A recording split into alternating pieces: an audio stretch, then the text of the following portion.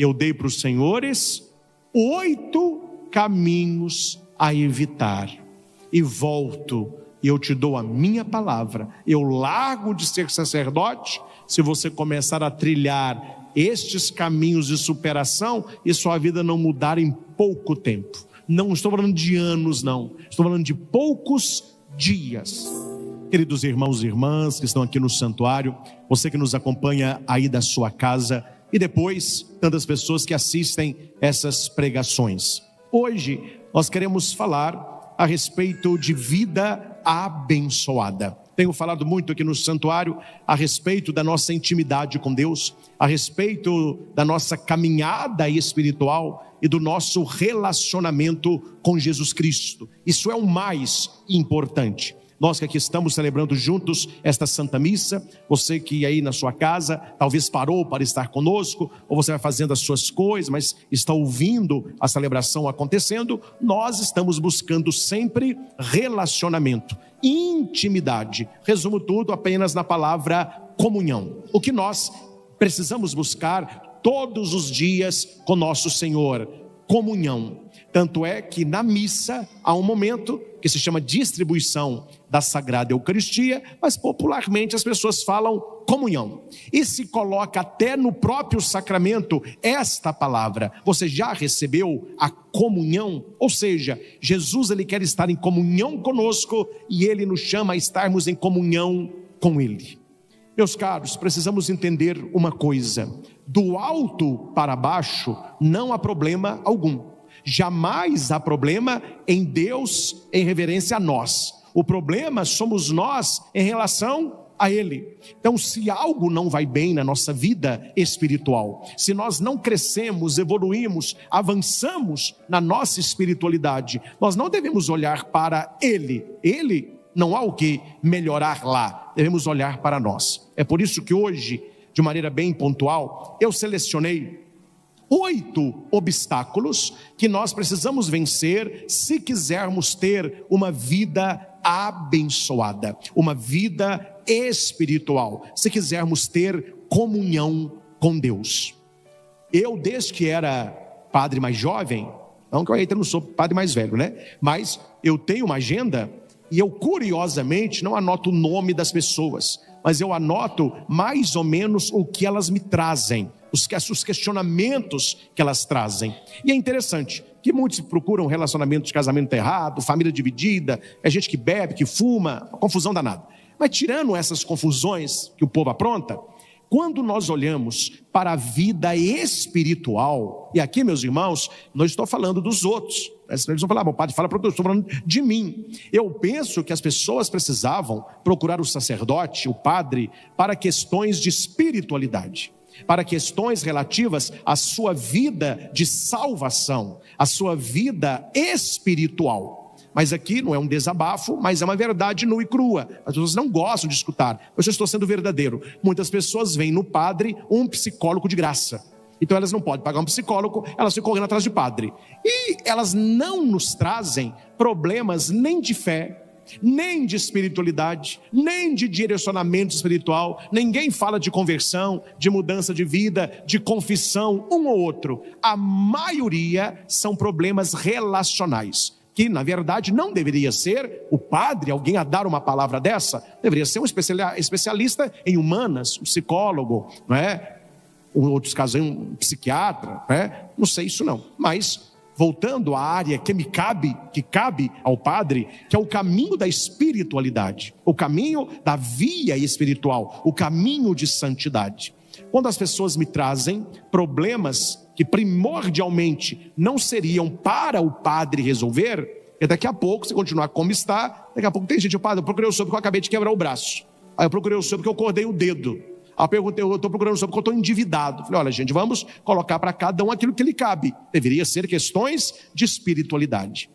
Porém, aí eu dou um passo a mais. Não sendo o que eu faço e o que eu tenho feito, eu tenho levado a pessoa a um questionamento, indiferente do problema que ela me traz, da sua vida espiritual. Vou te dar alguns exemplos.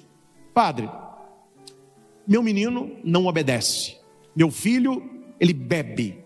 A minha filha está com um namorado que não quer saber de nada, não vai terminar em nada. Meu marido é alcoólatra, ele bebe e fica agressivo. Eu estou sem trabalho, eu estou endividada, eu gastei demais, chegou a fatura do cartão e eu não sei o que eu faço. Eu não falo, mas penso. Você não sabe, minha filha, que gastou? Imagina eu, o que eu tenho a ver com isso aí, né? Mas eu não entro nesses meandros, não. Eu começo a levar a pessoa a uma reflexão. Acima desses problemas que as pessoas nos trazem, está um desejo de felicidade. A minha filha não está feliz. O meu filho não está feliz. Eu não estou feliz no meu casamento. Aí eu entro para. Então, o que é felicidade? Felicidade, para nós, é a mesma coisa que uma vida abençoada. Felicidade rima com caridade, que rima com santidade. As três coisas são como se fossem trigêmeas. Você quer ser feliz? Busque uma vida santa e busque uma vida que tem amor. Você quer amar de verdade? Busque uma vida de felicidade na santidade. Você quer ser santo? Procure amar e ser feliz de verdade. É um tripé.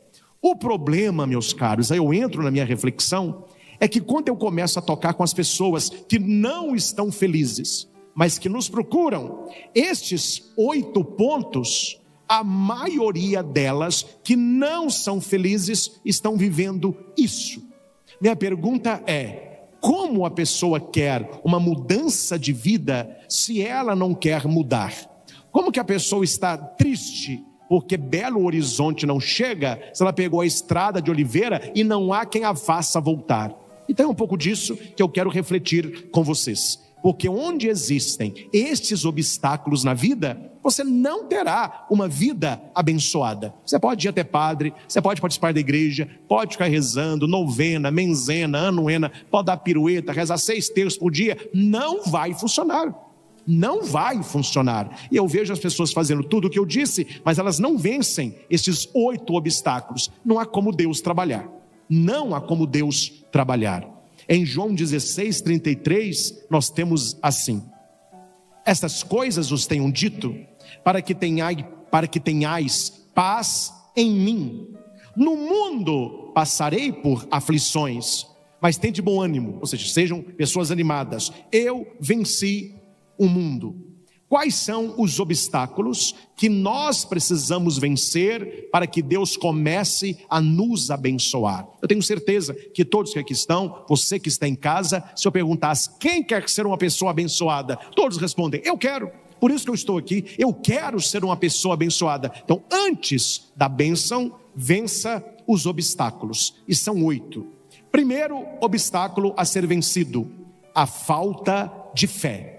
Hebreus 11:6. De fato, sem fé é impossível agradar a Deus. A fé, meus irmãos, torna o servo vitorioso. Sem fé, não há como Deus trabalhar na nossa vida. Uma pessoa que não tem fé, que não se entrega, que não confia, falta matéria para Deus trabalhar. Mas aqui há um problema e que eu vou esclarecer para vocês.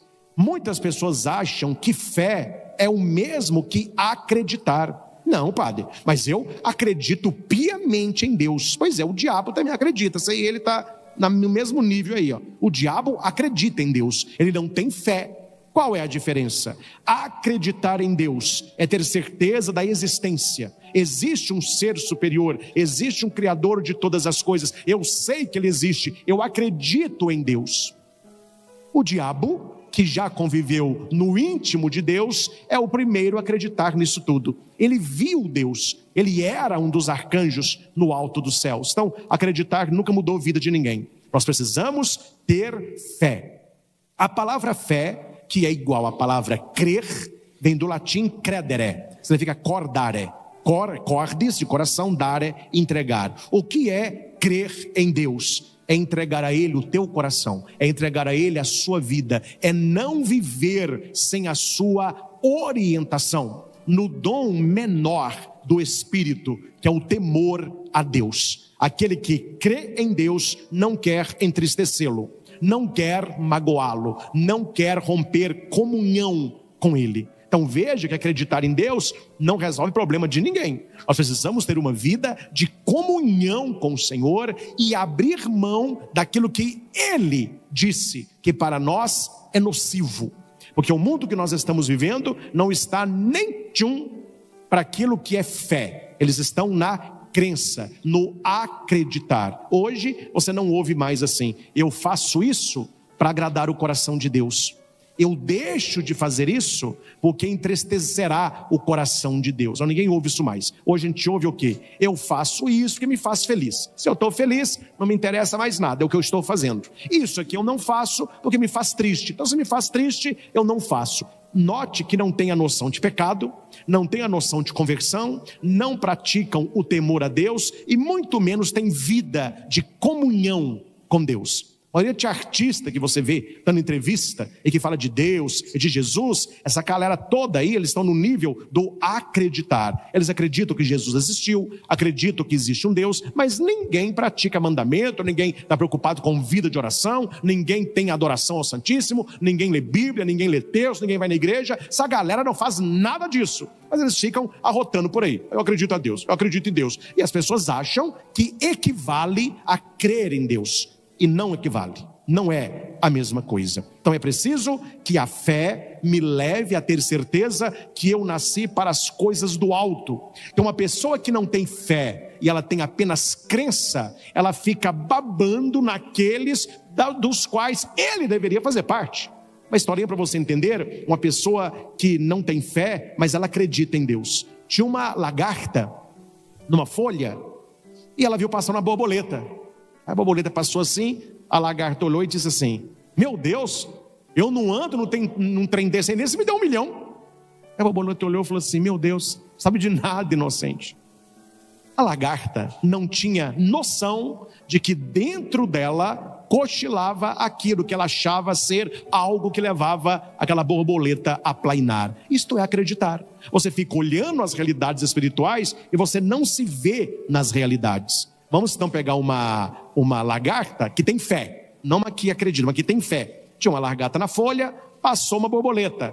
A lagarta pensou e disse: nossa, não vejo a hora de Deus me transformar para que nas alturas eu esteja. Olha a diferença. Uma não se vê, a outra sabe que já está, ainda não. Fé é a porta de entrada para uma vida abençoada. Você quer que Deus trabalhe na sua vida? Busque comunhão com Deus. Busque uma vida de fé. Segundo obstáculo que nós precisamos vencer: falta de vida com Deus e relacionamento profundo. Há pessoas que rezam, é o início, mas nós precisamos ter relacionamento. E para ter relacionamento é preciso ter tempo.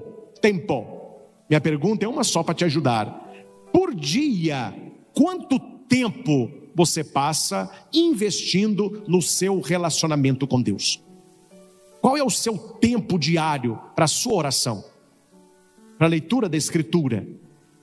Nós que estamos aqui, este é um tempo que nós estamos investindo no relacionamento com Deus.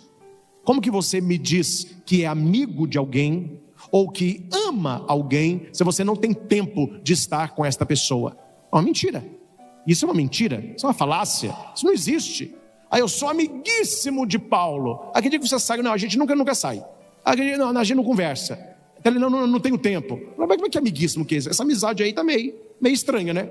Então, relacionamento com Deus. Tiago 1,12, 1,22. Tornai-vos praticantes da palavra e não ouvintes, enganando-vos a vós mesmos. Uma vida cristã sem relacionamento com Deus é uma alma em ruína.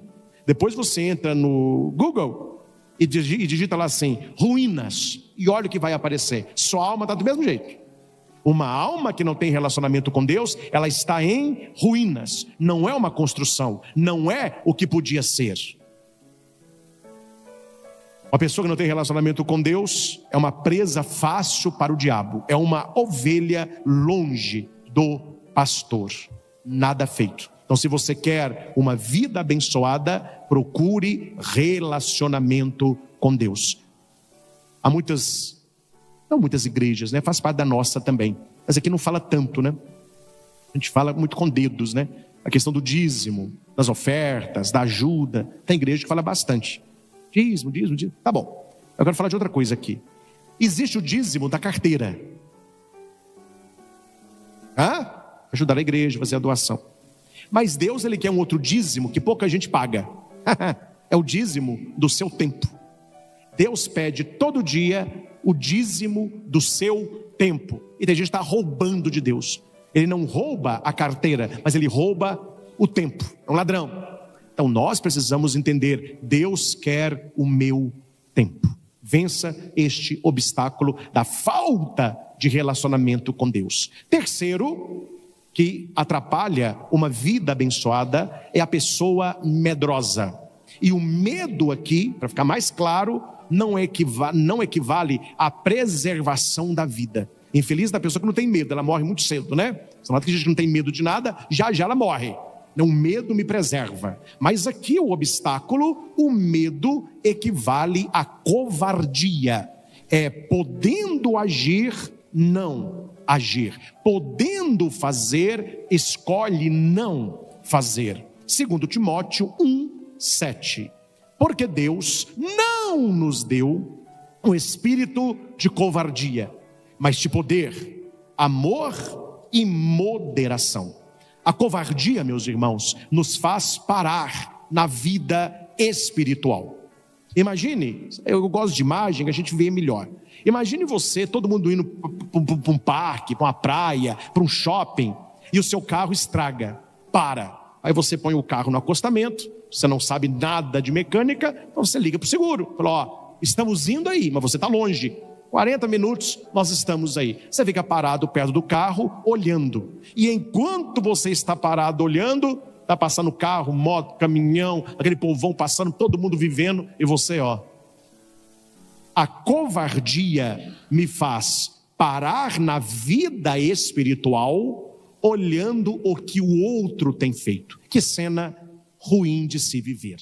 Todos vivendo, todos indo, e você apenas vendo a vida acontecer. Quem é que nos paralisa na vida espiritual? A covardia. E a pior coisa que a covardia nos faz é não nos deixar tomar a atitude de conversão. Sempre parado aonde está. Eu não quero evoluir, eu não quero crescer na fé, eu não quero intimidade, do jeito que está bom. Cuidado, meus irmãos, uma pessoa medrosa que é igual a covarde, ela dificilmente terá uma vida abençoada. Se você olhar, vamos pegar os profetas do Antigo Testamento, são todos homens limitados como nós, mas não tinham medo, não tinham covardia, eram ousados e Deus usava. Então, vença o seu medo, vença a sua covardia. Talvez você esteja perguntando aí, padre, como que eu venço o meu medo? E como que eu venço a minha covardia espiritual, que me faz parar? São os dois tópicos anteriores. É você ter uma vida de fé ativa e ter uma vida de comunhão com Deus. A ovelhinha, coitadinha, não tem defesa nenhuma. Imagina qual a defesa de uma ovelhinha com um lobo feroz. O lobo olha para a ovelha, ela já fez um x-tudo, né? Não vê mais nada. Mas a ovelhinha olha para Jesus, olha para o lobo e a ovelhinha reza: o Senhor é o meu pastor, nada me faltará. Tudo posso naquele que me fortalece. Ela abriu mão do medo, abriu mão da covardia, que ela tirou o olho dela, ela tirou os olhos dela e colocou os olhos no bom e belo pastor. Comunhão com Deus, vida de fé e oração. Quarto obstáculo para ter uma vida abençoada. Você que está aqui no santuário, você que está em casa, está fazendo uma tabelinha mental aí. Isso eu tenho, isso eu não tenho. Isso eu tenho, isso eu não tenho. Isso eu faço, isso eu não faço. Aí dá 8, você tem que ver quais que você não tem, ou quais que você tem, né? Quarta é a acomodação, que tem a ver com preguiça.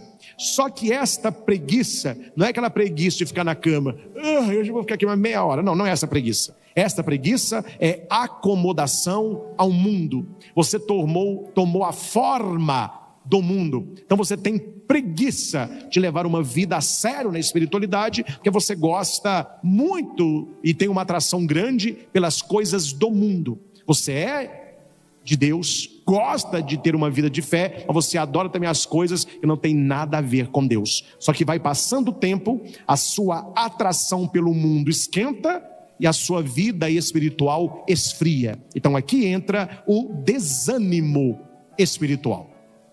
Vamos comer uma japonesa? Oba! Vamos passear? Oba! Vamos lá em casa para a gente fazer uma pizza? Oba, demorou.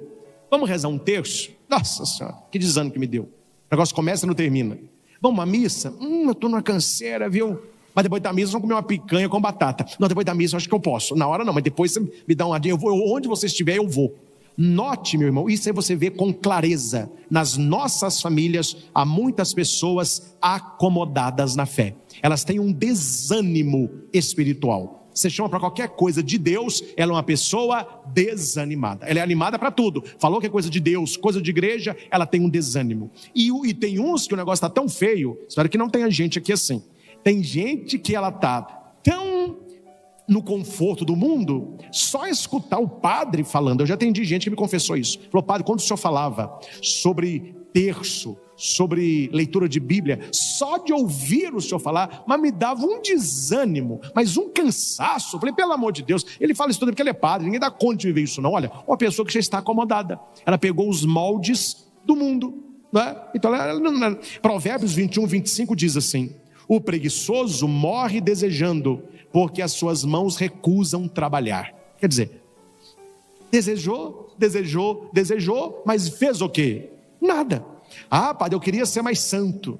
Ah, padre, eu queria rezar mais. Ah, eu queria ler Bíblia todo dia. Eu queria ser amigo de Deus. Só fica no desejo. A vida está passando e a pessoa não toma consciência de que ela pode, mas ela tem que transformar desejo em atitude. Desejar nunca mudou a história de ninguém. Uma atitude muda uma história. Um dia desse eu estava comentando aí com alegria sobre Carlo Acutis, agora será santo, né? Um jovem. Aí no lugar que eu estava eu comentei como que Carlo vivia, etc. Aí tinha um jovem lá, mais ou menos da mesma idade. Ele respondeu assim: vou te falar, viu, padre, esse negócio de ser santo é muito difícil. Quer dizer, a visão do cara, a dificuldade é só as coisas de Deus. As coisas que ele faz que não devia, ele faz com tranquilidade. Aposto que na idade dele, ele deve ter a turminha para virar à noite em balada, em parque de exposição, em vaquejada. Vira, que é uma beleza. Vira à noite. Chama para fazer 1 hora de adoração. Não encontra horário na agenda. Chama para um terço de 20 minutos. Não encontra vaga na agenda. Não tem disponibilidade. Não tem disposição. Aí depois reclama: minha vida não é abençoada. Vão juntando aí as pecinhas do quebra-cabeça.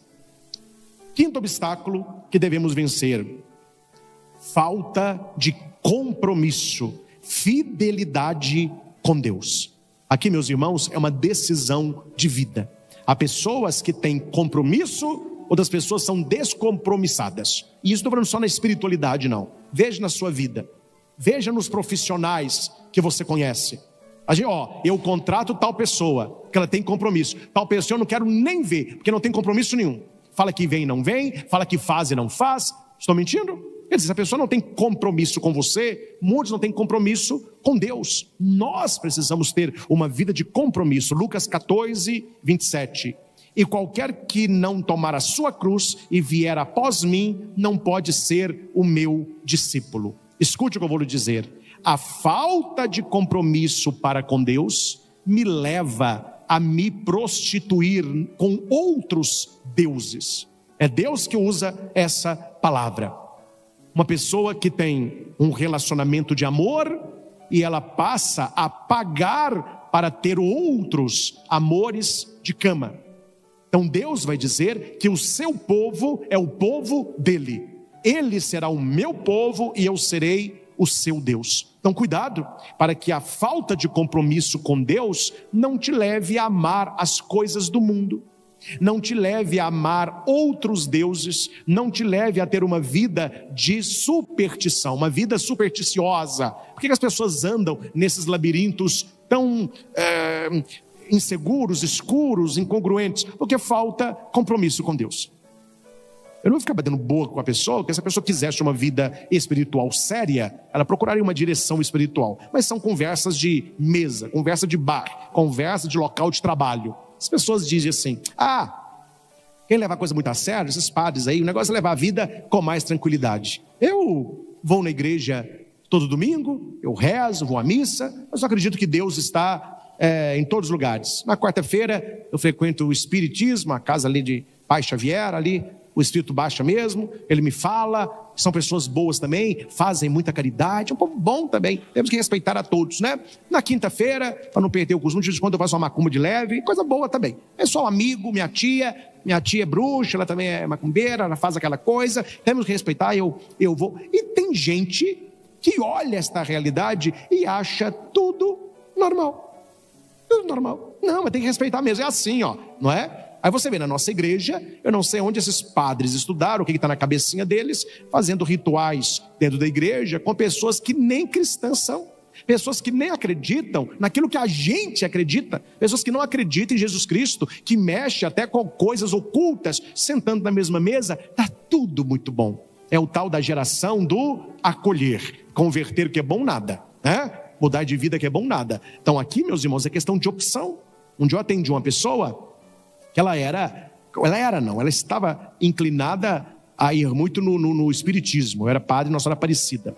Eu já tinha até uma apostila pronta. Falei com ela, olha, eu não vou ficar elogiando nós de cá e nem descendo a lenha nos de lá. Porque primeiro que eles não estão aqui para se defenderem. Mas eu vou mostrar para você o que crê a igreja católica, enquanto igreja cristã, e qual é a prática do espírita, que não é a mesma coisa. Então você leia aqui e você leia aqui. E coloque na sua cabeça, eu vou ficar aonde? Se você ficar conosco, seja muito bem-vindo, eu vou te orientar, vou te conceder os sacramentos, nós vamos participar das coisas da igreja. Não, padre, eu escolhi ir de lá. Então, meu filho, sinto muito, queria que você ficasse, mas vá, mas não venha, fique lá. Você não pode ficar misturando água e óleo, não é a mesma coisa. Então aqui é uma questão de respeito. Se nós estamos numa era onde a gente tem esse conceito um pouco abstrato, parece que o respeito é aceitar, né? Se você não aceita, eles falam que você não respeita, são verbos totalmente diferentes, mas se é assim que vivem, falei, então, se você gostou do de lá, fica de lá. Se você vai seguir o de cá, fica de cá, mas professe a sua fé. Onde você está? Você vai firmar o seu compromisso aonde? Então veja, nem consciência do que seja onde a pessoa frequenta, ela tem. Ela está cultuando coisas totalmente diferentes, achando que é a mesma coisa. Então falta realmente este compromisso com Deus, esta fidelidade com Deus. Aqui eu abro um parênteses. Outra coisa, gente, religião não é peça de roupa, né? Religião não é peça de roupa. Eu acho que o pessoal troca de roupa hoje com tanta facilidade, a gente até que quase não precisa trocar de roupa, porque quase não usa roupa, né? Mas, quando se fala de vida de fé, eu não sei como que as pessoas trocam de roupa com tanta facilidade. Ela era católica na segunda, ela era católica no domingo, virou Jeová na segunda, experimentou a Universal na terça, foi na Batista na quarta, presbiteriana na quinta, fez uma macumba de leve na sexta, ofereceu ramo de flor para Iemanjá no sábado e falou, olha, não me encontrei. Mas não encontrou, meu filho, você está mais perdido que segue um tiroteio, está atirando para todo lado. E aqui eu digo sem medo de ser feliz, viu? As pessoas hoje que vivem assim são as elogiadas, são as queridinhas. Aí, ó, tá vendo? Aí vem a palavra chata da nossa época. Esse aí não tem preconceito, tá vendo? Vai em tudo, abraça em todos, ele vai na missa, ele comunga, ele vai no terreiro, ele mete a boca na farofa, ele vai no morro, ele come o frango, aí tá numa igreja lá, tá pegando também a mulher do pregador, ele come tudo, o que tem, ele tá comendo. Meu, gente, vocês só me desculparam. Se a pessoa não tiver um compromisso sério com Deus, estou falando para te alertar, você vai se perder, porque as pessoas estão perdidas. Estou falando perdidas na questão que não sabem o rumo que elas estão. Eu estou falando como padre, que eu atendo as pessoas não sabem para onde estão indo, de onde vieram, aquilo que elas creem, faltam compromisso com Deus. Deus quer um povo comprometido com Ele. Sexto obstáculo, a falta de amor. A falta de amor é um obstáculo para uma vida abençoada. Mas aqui nós precisamos fazer uma pergunta que as pessoas não querem fazer. Quando o pessoal fala assim, não, mas hoje que vale é o amor. É a turma do Só Love, né? Já viu a musiquinha? Tem a musiquinha. Só love, só love, só love, só love, só love. É só isso que eles querem, é só o love. Mas nós que somos cristãos temos que colocar uma pergunta aí. Espera aí, O que você está falando tem um sentido. Não é sentido absoluto, mas tem um sentido. Jesus veio e falou de amor. O que vale é o amor. Os padres têm que ficar falando de amor. Tá bom, não vou questionar isso. Mas uma coisa eu questiono: qual amor? Qual amor? Porque hoje o amor perdeu a essência, perdeu a própria definição. E isso eu falo sem medo de errar, viu? Essa galera que não quer mudar de vida nem se converter, quando fica falando de Jesus pregou amor, não é o amor que Jesus pregou que eles querem. Não é o amor bíblico que eles querem. É o amor do tudo vale e ninguém fala nada. Esse é o amor. Porque se você começar a viver o amor de Jesus Cristo, a primeira coisa que você vai arrumar é uma cruz para você carregar. É o amor ágape. É o amor total, é o amor doação, é o amor obediência, é o amor sofrimento, é o amor até a morte. Hoje, quando as pessoas falam amor, principalmente quem não está na igreja, e esse mundo fétido que nós vivemos, amor para eles é prazer. E para na cabecinha de muitos, que o pessoal está todo mundo meio pinel, na cabecinha de muitos desequilibrados por aí, este amor equivale a prazer carnal. Então eu tenho os meus amores, eu tenho os meus prazeres carnais, e ninguém pode falar nada, porque tem que pregar o amor. Mas quando a Bíblia fala de amor, e que Deus é amor, é aquela frase que Jesus disse: ninguém tem maior amor do que aquele que dá a vida pelos seus amigos. Olhe para a cruz e você verá qual é o amor que Deus nos chama. Um amor sacrificial. Eu vejo este amor, me desculpe aqui a comparação, viu? Mas eu vejo este amor, não é nesse pessoal que fica fazendo desfile na rua. Eu não vejo este amor em boteco. Não vejo este amor em noitadas. Não vejo este amor em troca de casais e parceiros. Não vejo este amor aí. Onde que eu vejo este amor? Eu vejo este amor de maneira muito sólida e até que me questiona para religiosas que vivem nos mosteiros. Uma vida austera, de oração, de profundo respeito a Deus, rompeu com tudo aquilo que é mundano para se dedicar à oração. Entre tantas, eu falo que eu sou, hoje eu falo com alegria, eu sou de casa, né? O Instituto Hesed, que muitos aqui acompanham, as irmãs e os irmãos que rezam de madrugada. É um amor ágape, um amor doação, um amor que consagrou a vida a Deus. Eu vejo este amor nas irmãs enclausuradas aqui de Divinópolis, perto do Hospital São João de Deus, que não se tem como você explicar a alegria daquelas mulheres. Você vai no Carmelo, a alegria delas nos incomoda. Nós soltos aqui fora reclamamos de tudo. Elas presas lá dentro, fazendo hóstia, isso é a vida delas, cuidando do jardim, daquelas coisinhas que a irmã faz, uma vida profunda de oração. Você vê irmãs felizes, satisfeitas, não é? Lembro-me que eu levei meus alunos lá para conhecê-las, e lá tem uma grade. Aí ela perguntou, a um aluno que é adolescente, falou com ela: mas por que vocês estão presas aí dentro? Ela falou assim: não, vocês que estão presos aí fora. E resposta: somos nós que estamos presos aqui dentro, vocês estão presos aí fora. Jesus disse, né? Aquele que peca é prisioneiro do pecado, é escravo do pecado. Eu vejo este amor ágape, agora voltando para o mundão aqui, casais, homens e mulheres que escolheram levar uma vida a sério com Deus, vivendo os sacramentos, com a sua confissão em dia, procurando conhecer a vida de santos, tendo a devoção a Nossa Senhora do terço diário, celebrando devotamente a Santa Missa, procurando uma conversão custosa e penosa. O amor ágape aí está. Para você pegar o amor de Deus e julgar para o mundo, meu filho, é aquilo que Jesus disse: não jogue pérola aos porcos, porque estes avançarão sobre vocês e vão estraçalhá-los. Por quê? Porque não tem valor. Pergunta para um porco quanto que vale uma pérola. Ele gosta de lavagem. Pérola para ele não vale absolutamente nada. Então nós precisamos buscar este amor ágape. 1 João 4, 7, 8. Aquele que não ama não conhece a Deus, porque Deus é amor. Este amor que eu disse. Este amor que eu disse. Sétimo, penúltimo, o egoísmo. E uma pessoa egoísta, ela enxerga apenas o próprio umbigo. É o chamado ensimesmado. Ele não se preocupa com ninguém. O negócio é ele. E cuidado, uma pessoa egoísta, ela não se preocupa com você. Alguns exemplos rapidinhos aqui. Um mecânico egoísta, ele é capaz de não trocar a peça, mas ele vai te cobrar. Uma balconista egoísta é capaz de não colocar a mercadoria na sacola, mas ela vai te cobrar. Por isso que nos cursos, quando eu faço palestras para noivo, os casais de noivos, eu falo, olha, antes de casar você tem que ver muita coisa, mas uma coisa que você não pode se casar: espere, olhe se o seu namorado e se a sua namorada não são pessoas egoístas. E você se casar com uma pessoa egoísta, você está, meu filho, no bico do urubu. A pessoa se casa, mas ela vive para ela não vive para você. Você que se dane. Porque no namoro já tem sinais, no noivado já é mais, mas no casamento é dose.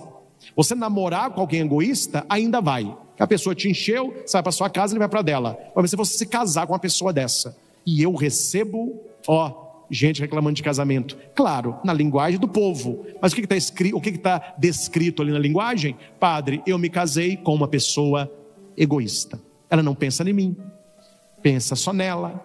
Se para ele tá bom, eu que me dane. Eu vou citar nomes, né? Mas uma coisa muito difícil. E claro, a pessoa rebola para fazer a coisa dar certo. Um casal onde a esposa é simplesmente apaixonada loucamente por praia, adora praia, pé na areia, sol, camarão, onda, cheirinho do mar. O marido odeia praia. Até aí não há problema nenhum. Algum problema aí? Não há problema nenhum. Porque eu aprendi nos meus anos de estudo que quem faz o que quer é criança, adulto faz o que precisa. 1 Coríntios 13 vai dizer, quando eu era criança, eu agia como criança, pensava como criança. Quem faz o que quer é criança. Agora tem que ver o tamanho da idade do bebê aí, né? A gente já está com 40 nas costas, é um crianção, só faz o que eu quero. Não, quem faz o que quer é criança. O adulto faz o que precisa. Qual é a tônica deste casal, que não é exemplo? A esposa pega algumas colegas, ou talvez um grupo de viagem, para ficar na praia de segunda a sábado, para ir com alguém, porque o marido diz para ela, há 21 anos que eles estão casados, o marido diz para ela, pode ir, eu odeio praia, e não tira férias com ela na praia. Então me perguntem, o cara gosta de quê, padre? Roça. Não tem problema, roça, gosta de boi. Sabe aquele cheiro de esterco, aquele perfume? Ele chega e fala, que cheiro de fazenda, delícia. A mulher tem pânico de fazenda, porque ele quer comer frango, ela tem que pegar o frango, tem que matar o bicho, tem que tirar as penas, tem que fazer o franguinho pro reizinho. Ele gosta bem temperadinho. Minha pergunta é, 21 anos de casados, ela fica com ele uma semana no sítio, fazendo tudo para ele. Eles voltam e ele paga para ela ir, mas ele falou, com você eu não vou, eu não gosto de praia. Eu falei, meu filho, você não tem que gostar de praia, você tem que gostar dela. Quem gosta de praia? Quem está te pedindo em gostar de praia? Mas se você a amasse, e se você não fosse egoísta, você iria para a praia com ódio de areia, ódio de mar, ódio de sol, e você iria de shortinho, sorridente, e falando com ela, por você, meu bem, eu vou até para o além, vamos nadar. Padre, mas eu não gosto. Mas você não gosta de vê-la feliz? Mas ela está feliz, eu pago para ela ir. Mas você nunca se questionou se ela não queria estar com você, que é o marido dela? Quer dizer, nunca foi, e vou te contar a verdade, nunca irá. É um cara que só olha para o umbigo dele. Eu estou dando um exemplo da praia, mas se você conhecesse o casal, é da praia, é quando sai aqui no clube, quando ele vai pedir pizza, é o sabor que ele gosta, é o sabor que ela gosta, ele não gosta, e ele fala que o sabor dela, quando é meio a meio, passa para o lado dele, ele não gosta, então ela para agradar come, entendeu? Queria o cachorrinho de tal raça, ele não gosta, comprou, mas da raça que ele quis. Foi trocar o carro, ela queria tal modelo, não, ele comprou o que ele gosta, e ele diz, a minha casa, o meu guarda-roupa, Difícil, hein? Difícil. Cuidado, para que você não apenas se relacione com a pessoa egoísta, mas que você não seja a pessoa egoísta. Porque uma pessoa egoísta, que só enxerga a si mesma, ela pode ganhar o mundo, mas ela jamais terá uma vida abençoada. Além de ela não ter uma vida abençoada, ela incomoda a vida dos outros. João 13,14. Eu, sendo o Senhor e Mestre, vos lavei os pés, também deveis lavar os pés uns aos outros. Quer dizer, preocupe com você, mas se ocupe com o outro também, né? Faz bem essa convivência, esse diferente. Abri só um parênteses rapidinho. Quando você for viajar, estou te falando para te ajudar. Se você escutar o que eu vou dizer, um dia você vai me agradecer. Quando você for viajar, você te casa aí, atenção. Antes de olhar o destino, olha a companhia. Olhou uma boa companhia, aí você olha o destino. Porque boa companhia transforma o arroz e feijão num banquete. Mas uma pessoa chata, ela transforma um jantar de 5 estrelas no inferno. Então antes de você sair, veja quem é que vai. Meu filho, a pessoa você combina, é boa de viajar, então vai. Eu, graças a Deus, já acompanhei alguns grupos de viagem, viajo com a minha família. Eu sempre falo, quando eu vou fazer o que eu quero, a hora que eu quero, do jeito que eu quero, eu viajo o quê? Sozinho. Não tem problema nenhum. Quer dizer, eu nunca viajei sozinho, né? Já viajei muito sozinho para estudo, passear, nunca. Mas estando estudando, tem um dia ou outro. Aí, meu filho, eu vou onde eu quero, a hora que eu quero, como que eu quero, levanto. Não tem ninguém. Quando você está em grupo, é preciso perguntar, o que nós vamos fazer? Onde que vocês querem ir? Onde eu queria ir, padre? Eu queria ir em tal lugar. Eu queria ir em tal lugar. Não, a maioria quer ir, não. Então vamos com vocês. E não é ir de cara fechada, ficar assim, ó. Não. É interagir e gostar, para que você seja convidado. Senão você será evitado. Até para passear, o não egoísmo, ele ajuda e muito. Então, o que nós vamos pedir? O que vocês gostam? Qual que é um prato aqui que agrada? Não é? Isso ajuda muito você ser uma pessoa também de bom relacionamento. E egoísmo não tem uma vida abençoada. E por último, a falta de preparo. O que significa falta de preparo? Quando você não está disposto a fazer o que pode fazer para ajudar a Deus. É a pessoa que reza muito e faz pouco. Ou a pessoa que não reza nada e tão pouco faz. Então, faça e Deus começará a fazer. Nem todo aquele que me diz Senhor, Senhor, entrará no reino dos céus, mas aquele que faz a vontade do meu Pai que está nos céus. Você tem uma graça? Tenho. Você tem um pedido? Tenho. Você tem um sonho? Tenho. O que você está fazendo em direção a este sonho? Concreto. O que você está fazendo? Aí Deus vai ver você fazendo, Ele continuará vendo você fazendo. A hora que você não conseguir fazer, Ele começa a fazer. Faça o que você dá conta. Padre, eu precisava andar 6 quilômetros. Você está andando quanto? 40 metros. É o que você dá conta? É o que eu dou conta. O início do milagre está aí. O início do milagre está aí. Queria passar na faculdade, são 40 por 1. 40 por 1. Padre, não tem 40 por 1. Não sei se todas são assim. Mas voltando agora de Caratinga, região lá de Acácia, né? Santa Margarida. O piloto dizia que ele queria ser caça da aeronáutica. São 40 vagas, são 40 candidatos para uma vaga. Ele tentou 2 vezes, uma ficou em terceiro, outro ficou em segundo. Ainda não foi. Mas eu vi no papo dele alguém que estuda, alguém que leva a vida a sério. Durante a hora que nós chegamos lá no aeroporto, antes de desembarcar, ele estava lendo livro, eu já bati o olho na capa do livro de aeronáutica, alguém que está investindo. E eu disse, olha, se você continuar nessa meta, é você fazendo a sua parte, Deus vai te abençoar. Aí é querer demais, né, gente? Me ajuda aí, né? A pessoa não estuda, não prepara, leva a vida na farra, final de semana é só, eu vou pra galera. Ele quer fazer uma prova dessa e vencer 39. Ele fala, tá vendo, Deus me abençoa. Tem 5 anos que eu estou fazendo prova, eu só fico no 39º lugar. São quantos? 40, um passou, é o último, né? Falei, sempre o último, né, meu filho? Sua vida é difícil mesmo, né? A pessoa gosta disso, né? Nossa, sua vida é difícil mesmo. Para você nunca foi fácil, né? Você é um injustiçado mesmo. O mundo é contra você. A pessoa, até que enfim, achar alguém que me entende. O que podemos fazer para ajudar a Deus? Você que está tomando nota, eu vou apenas repetir quais são os 8 obstáculos que nós precisamos vencer para ter uma vida abençoada. Se você vencer a maioria desses obstáculos, você verá a mudança na sua vida. O quanto Deus vai começar a abrir portas para você. E é assim que funciona.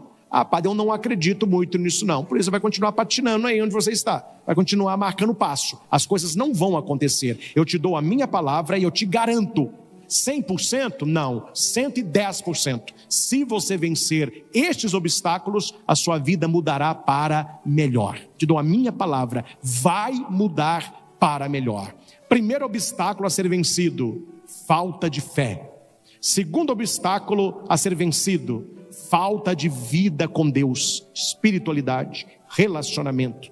Terceiro obstáculo a ser vencido: medo, que é igual a covardia, né? Deus não nos deu um espírito de covardia. Quarto obstáculo a ser vencido: acomodação, é a preguiça espiritual, o desânimo espiritual. Quinto obstáculo a ser vencido: falta de compromisso com Deus, chamada de infidelidade. Sexto obstáculo a ser vencido: a falta de amor, o amor ágape, o amor sacrifício. Sétimo obstáculo: o egoísmo, pensar apenas em si. E o oitavo, falta de preparo, querer que Deus faça o que você não está disposto a fazer. Meus irmãos, é interessante que quando eu falo sobre vida abençoada, eu já trouxe para vocês aqui uma receita, e a receita está na palavra mudança. Mudança. Estou falando de vocês não, nem de você que está em casa, mas tem gente que é assim. Olha para cá. Sabe como que você faz uma pregação dessa que eu acabei de fazer? Bombar, tanto para quem está em casa, para quem está aqui, e a coisa encher de like em pouco tempo. Eu sei também, né? Papai sabe. É só você tirar qualquer esforço humano, qualquer mudança ou alguma coisa que vai mexer na sua vida. É apenas eu trabalhar aqui com a palavra milagre. Deus fará um milagre, o poder está... O povo fica louco. Nossa, só que pregação, misericórdia. Eu estou saindo aqui debaixo de promessa. Você vai, não precisa mudar nada, não precisa rezar nada, não precisa ter vida com Deus. Posso continuar egoísta, posso continuar pessimista, posso continuar sem preparo, não tenho que amar ninguém, não tenho que ter compromisso com Deus, não tenho que converter, eu não tenho que fazer nada. Mas Deus vai me colocar na altura. O pregador falou, eu nasci para a cabeça, não para rabo. Amém, glória, glória, glória. Eu nasci para a cabeça. Pois é, meus irmãos, você nasceu para a cabeça, não para rabo, né? Você vai levar na cabeça. Se você não mudar de vida, você vai levar na cabeça. Eu queria fazer para os senhores, para as senhoras, uma pregação com uma varinha de condão. Mas como que você vai ter uma vida abençoada? Assim, ó, plink, aí resolveu. Mas eu não sou de pregações água com açúcar, vocês me conhecem. Eu sou de coisas reais. E eu dei para os senhores 8 caminhos a evitar. E volto, e eu te dou a minha palavra. Eu largo de ser sacerdote, se você começar a trilhar estes caminhos de superação, e sua vida não mudar em pouco tempo. Não estou falando de anos, não. Estou falando de poucos dias. Comece a rezar mais. Comece a arrepender dos seus pecados. Comece a se preocupar mais com os outros. Não fica olhando só para você, não. Comece a fazer algo para Deus ajudar você. Comece a amar com o amor de Jesus. Comece a tirar tudo aquilo que atrapalha você. Comece a ser fiel a Deus. Meu filho, não há o que dizer. Não há o que dizer. E por último, termino com a nossa querida corujinha, né? Tinha uma pombinha em cima de um arame farpado. Aí ela viu passando uma corujinha com a mala. Cria aí, a corujinha puxando a mala dela. Aí a pombinha falou assim: ô corujinha, você mora aqui conosco? Tem um tanto de passarinho aqui. Onde que você vai? Ela disse: eu vou me embora. E a pombinha falou: mas por que você vai embora? Porque as pessoas daqui não gostam do meu canto.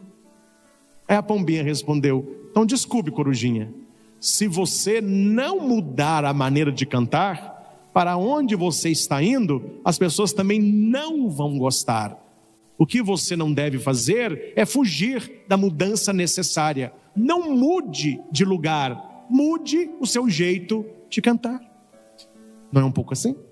E a gente vai vida fora, né, gente? Puxando mala, e não cabo aqui, e não sou amado ali, e não me compreendem lá, e ninguém gosta de mim cá, e se eu vou lá eu incomodo, se eu vou aqui também não presto. Ou seja, você está tentando colocar a mudança fora, sendo que a mudança está dentro de você. Só você pode mudar a sua vida através da superação desses 8 obstáculos. E à medida que você vai vencendo os obstáculos, Deus começa a abençoar você. Eu quero uma vida abençoada e tenho certeza que você também a quer.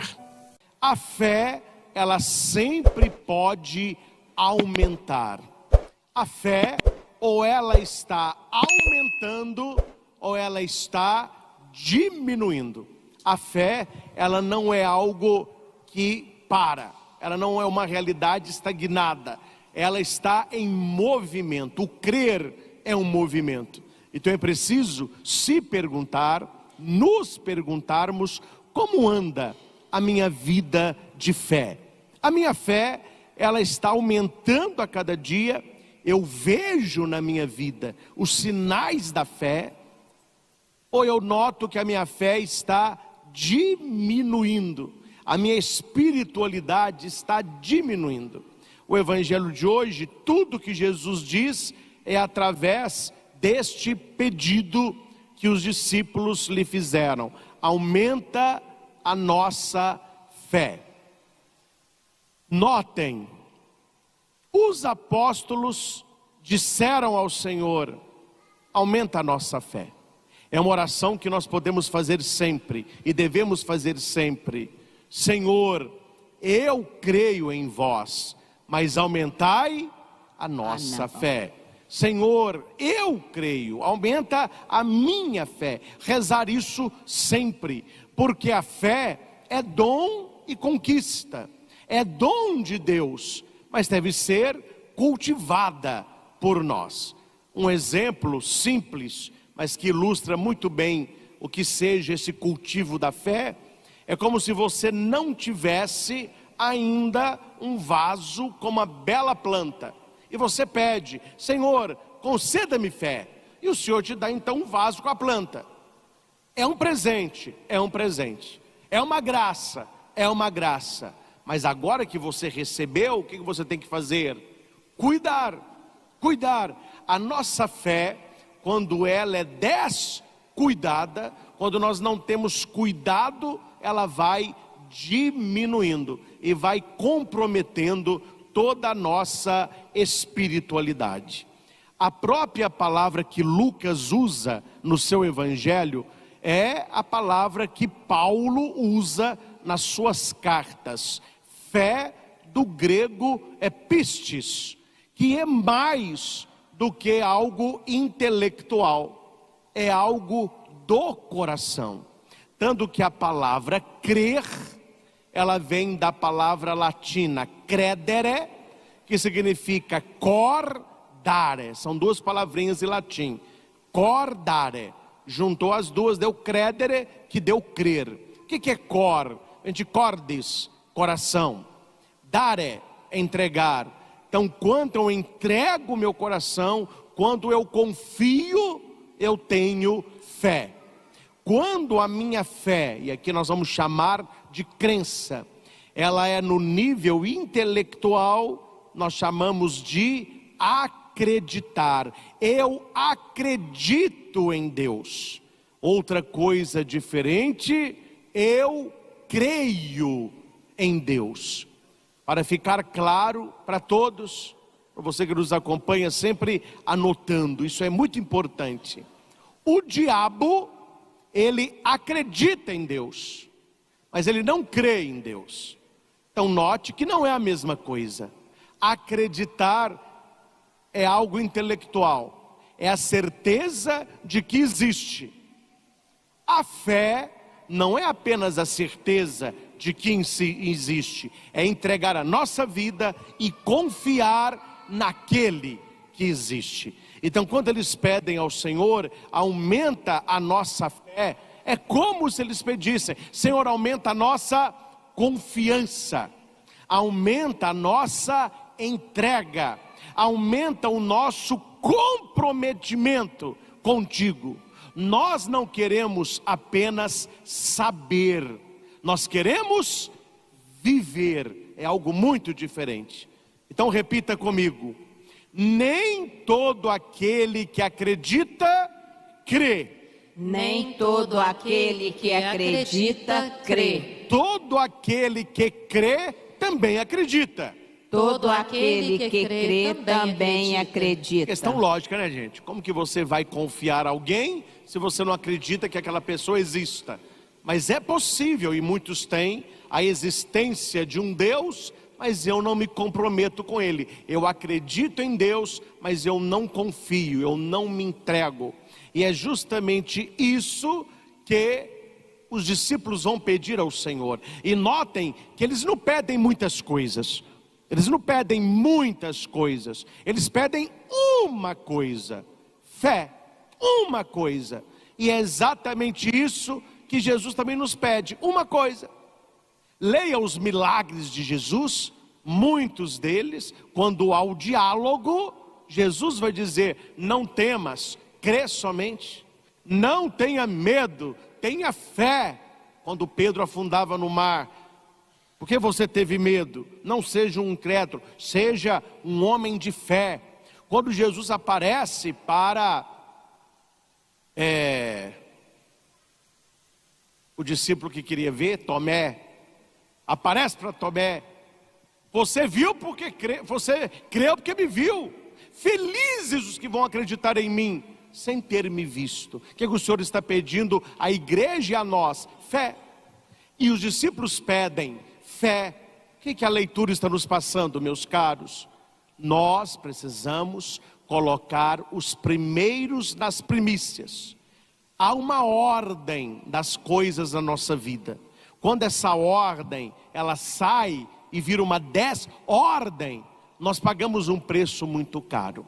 E na nossa vida cristã, nós que somos cristãos, nós precisamos sempre aumentar a nossa fé. E a palavra, e aqui eu já dou uma dica para todos: como, padre? Como eu posso aumentar a minha fé? São vários os caminhos. Você pode aumentar a sua fé tendo uma vida de oração, e não é uma oração apenas de domingo, uma oração diária, leitura da palavra de Deus, leituras espirituais da vida dos santos, leitura e estudo do catecismo da Igreja Católica, a devoção do Santo Terço, ocupar a sua mente com as coisas do alto, ocupar a sua mente com as coisas de Deus, porque o intelecto, ele haverá de mover o ser. O intelecto haverá de mover o ser. A gente vive conforme a gente pensa. E quem não vive conforme pensa, acaba pensando conforme vive. E por que hoje nós vivemos uma sociedade que valoriza a descrença? Não estou falando de todos os lugares, mas na maioria deles, um jovem que ajudava na comunidade, que participa da igreja, quando ele vai para um ambiente universitário, um ambiente de mestrado, de doutorado, quando a pessoa assume: olha, eu tenho fé, eu sou uma pessoa cristã, eu sou praticante, aquilo que deveria ser uma questão de honra e glória, é questão de crítica. Isso aí é bobo. Isso aí, pessoal lá do interior de Minas, é bobo. É pessoa que reza, pessoa que tem fé. É quem tem fé não é inteligente não. Você é bobo, você não venceu isso ainda não? Você não superou isso ainda não? Porque a sociedade que nós vivemos é uma sociedade que valoriza a descrença. Se você vê muitos artistas, muitos filmes, muitas situações que são hoje badaladas, são todas contrárias à fé. Muitas exposições que eles realizam, músicas que cantam, textos que escrevem, uma enxurrada de heresia, de ateísmo, levando a religião para um caminho de crítica, um caminho de desprezo. Hoje as pessoas estão sendo incentivadas a descrença. E nós somos incentivados pela palavra do Senhor a termos mais fé e alimentar a nossa fé. Aí está o paradoxo, né? Aí tem o problema. As pessoas reclamam que não tem muita fé. Aí você vai ver o que ela está alimentando a mente dela. Ela fica alimentando a mente dela com série de Netflix, uma atrás da outra. Ela fica alimentando a mente dela lendo tudo que é porcaria. Aí pergunte à pessoa: você tem 5 minutos para ler a Bíblia? Não. Tem nada contra a série de televisão, mas olha o tempo que dura um episódio. 45, 50, tem uns com 1h30. A pessoa todo dia está lá, ó. Esta pessoa que reclama que não tem fé, pergunte se ela tem 10 minutos para oração. Não tem. Ela tem 50 minutos para um episódio, não tem 10 minutos para oração. Ela lê um edital de páginas, porque é do interesse dela. Ela não lê uma página da Bíblia por dia. Ela conversa com todo mundo, parece uma maritaca. O povo fala tanto, mas não conversa com Deus. Ela não tem tempo de estar na presença do Altíssimo. Aí a minha pergunta é: como que a nossa fé vai aumentar se nós não estamos alimentando a nossa fé? Como aumentar o fogo de uma fogueira? Como que a gente aumenta a chama de uma fogueira? Falou, ó, aquela fogueira está com pouco fogo, aumenta aquele fogo lá. Você não vai ficar olhando e torcendo, aumenta, vamos lá. Não, você vai jogar coisa lá. Aí você joga madeira, joga papel, joga milho seco. Aí o fogo, ó, tá bom, vai. Quanto mais fogo, mais matéria tem ali. Para que o fogo de Deus possa queimar dentro de nós, nós precisamos oferecer para Ele algo. Eu não vou entrar aqui, que é a pregação da missa da noite, mas o primeiro versículo da segunda leitura vai dizer isso: exorto-te a reavivar a chama do dom de Deus que está em ti. Por que que o apóstolo está falando sobre reavivar, que significa reacender? Porque se apagou.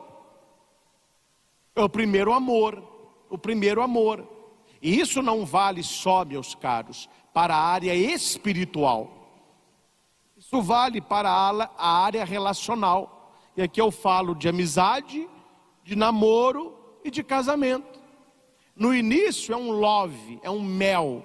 Você vê casalzinho começou a namorar há pouco tempo, mas é um mel que até pinga assim, ó. Aí você vê o mesmo casal, depois de algum tempo de convivência, brigando, um batendo no outro. Aí depois que casa, acho que nós vamos separar. Incompatibilidade de gênero. O que aconteceu no processo? O que aconteceu no processo é que não foi alimentado a verdadeira relação.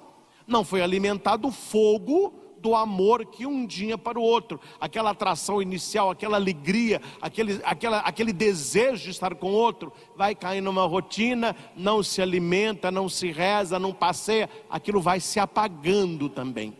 Pessoas que tinham um grande sonho, eu quero trabalhar naquele lugar, Aí a pessoa faz prova, e ela estuda, e ela rala, ela consegue entrar.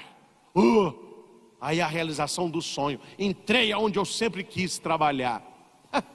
Se o caboclo não é inteligente, pouco tempo depois está chegando atrasado, está faltando sem justificativa, começa a enrolar o trabalho, começa a brigar com os colegas. Ô meu chapa, você queria tanto isso, agora que você tem, você está deixando esse fogo apagar?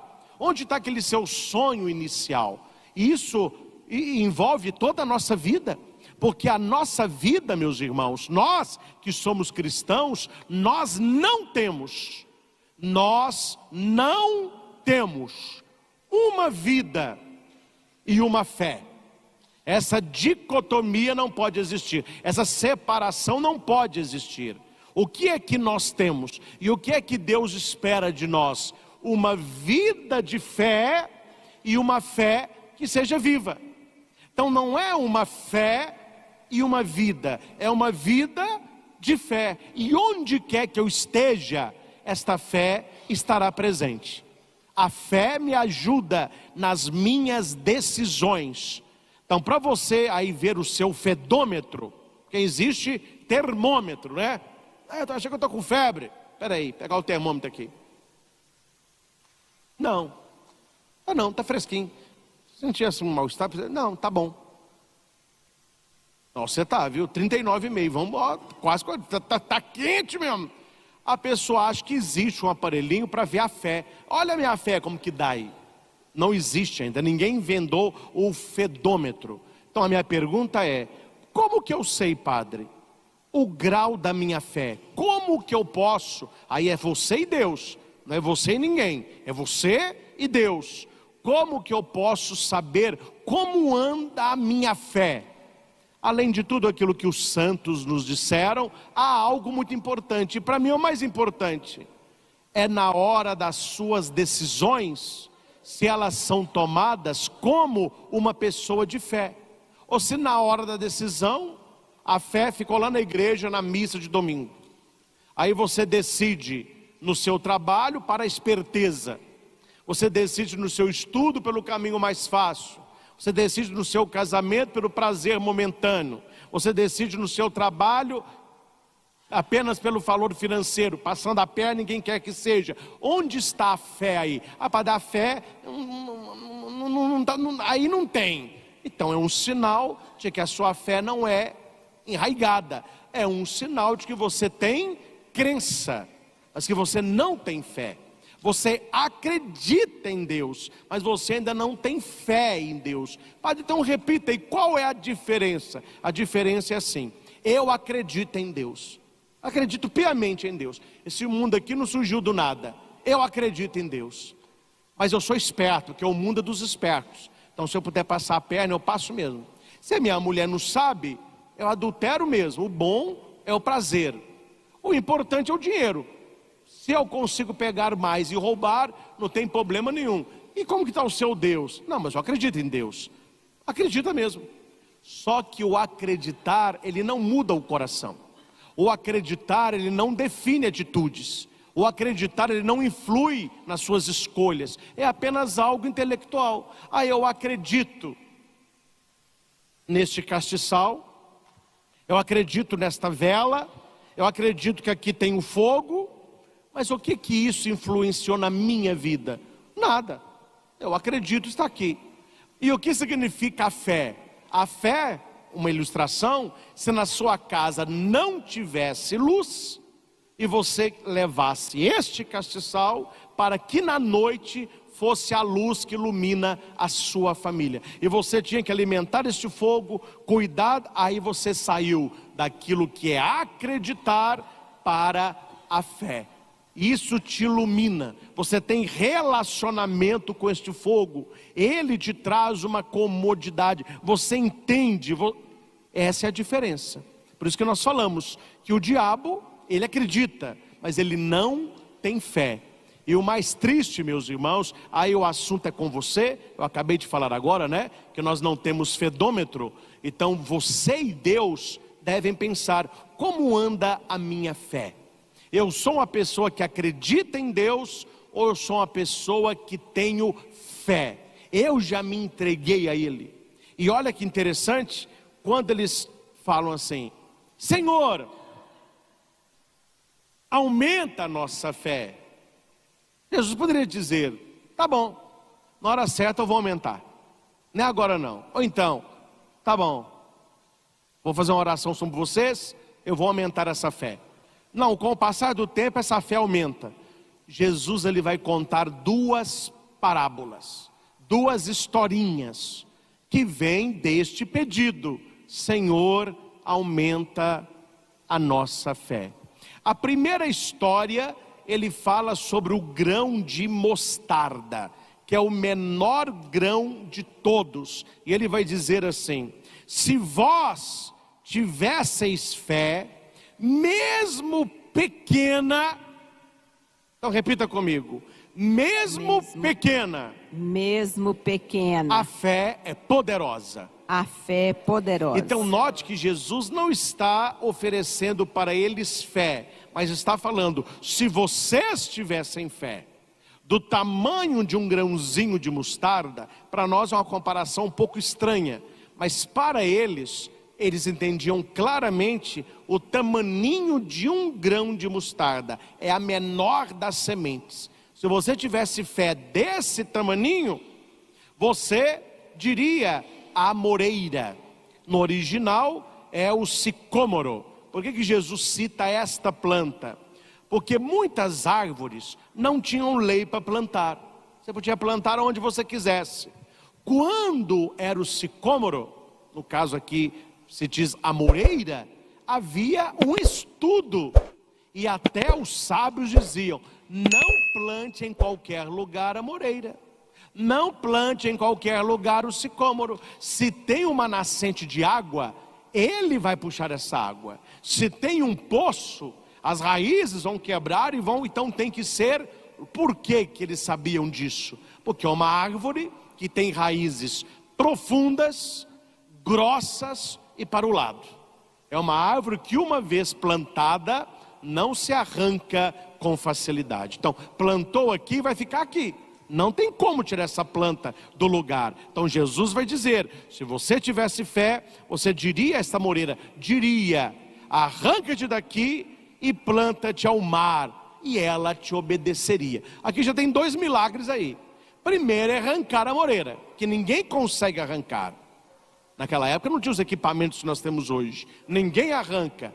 E outra, eu quero fazer uma pergunta aos senhores: se você já viu em algum lugar, quem já foi à praia, se você já viu alguma árvore plantada no mar? Como que se planta uma árvore no mar? É algo, isso, impossível. Então Jesus está aqui falando o quê? Numa linguagem bíblica. Pela fé, você vai ver o impossível na sua vida. Em outras palavras, a fé realiza milagre. Se você vê uma moreira arrancada e plantada no mar, você só vai falar assim: isso é um milagre. Porque lá, é isso que Jesus está falando. A nossa fé, por menor que seja, ela faz o milagre acontecer. Aqui não é uma linguagem literal. Então para eu ver se eu tenho fé, eu vou ter que falar: árvore, arranca daqui e planta lá. Você vai ficar a vida toda falando nisso, a árvore não vai nem mexer. E se mexer é vento. Não é isso que o Senhor está falando. Aqui é a questão do impossível, a questão do milagre. E qual é esta moreira, este sicômoro, que a minha fé fará arrancar de um lugar e para o outro? É a descrença. Muitas vezes a descrença no coração do homem é como este pé de amoreira. Uma vez que a pessoa começa a diminuir a sua fé, ela tem uma vida de descrente. Essa descrença vai criando raízes no coração, para baixo e para o lado. Aí depois, meu caro, para arrancar isso aí não é fácil. É por isso que esta história está baseada na fé. Nós precisamos aprimorar a nossa fé. Nós precisamos aprofundar a nossa fé. É sobre isso que vai falar a primeira leitura. Porque muitas pessoas, na hora do problema, ela perde a fé. É claro, meus irmãos, nós somos humanos, e o humano funciona assim mesmo.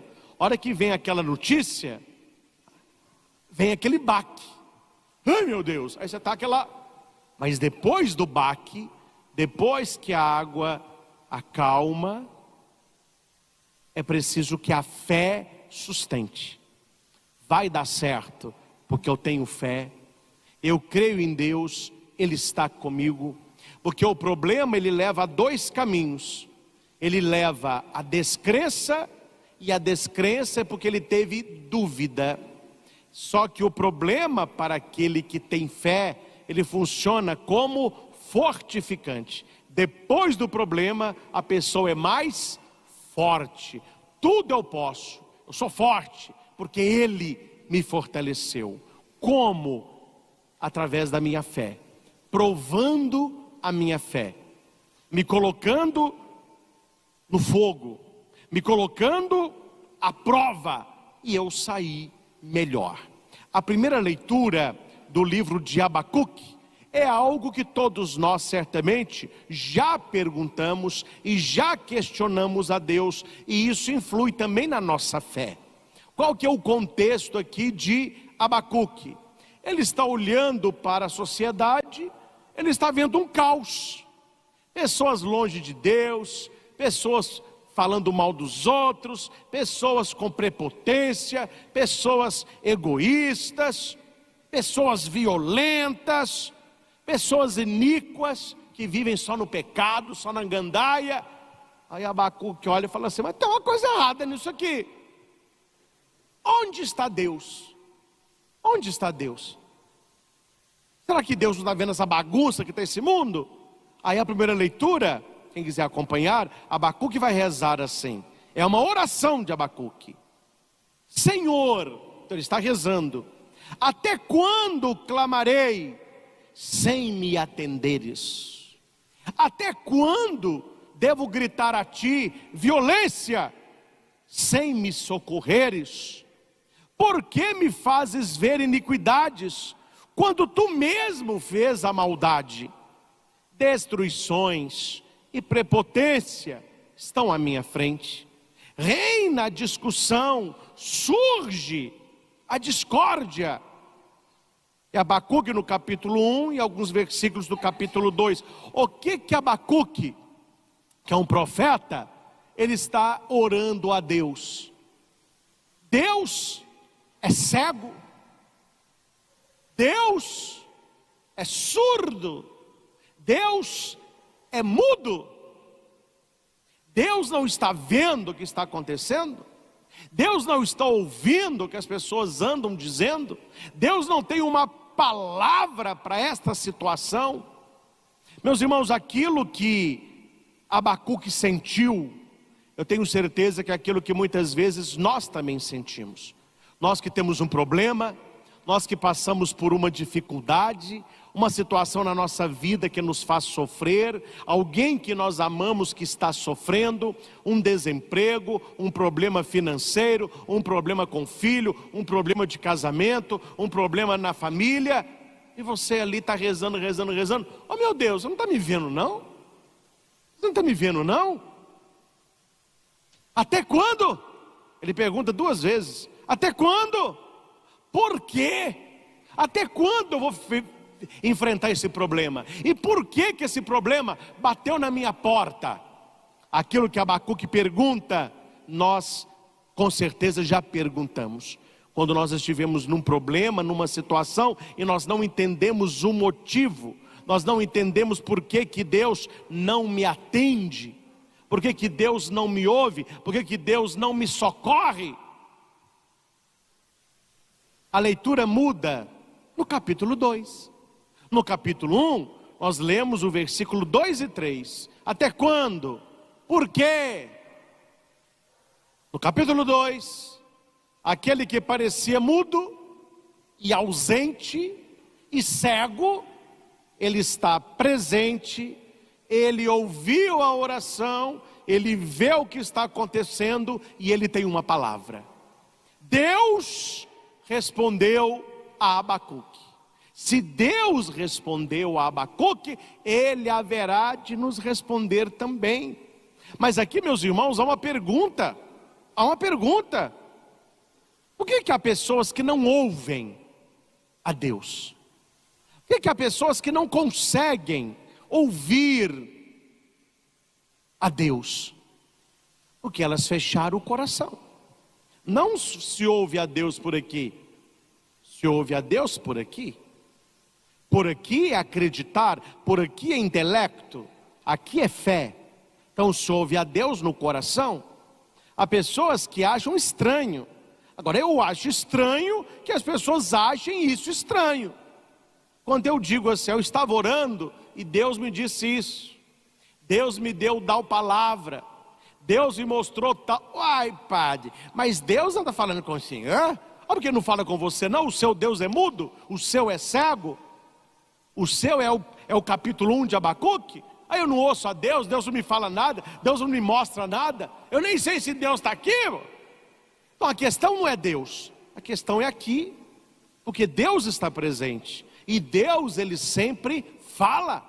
Jesus disse, o nosso Deus não é o Deus dos mortos, é o Deus dos vivos. E esse Deus, ele responde para Abacuque, e a palavra de Deus é resposta para nós. Não sei se você já ouviu isso. A Bíblia fechada é um livro igual outro qualquer.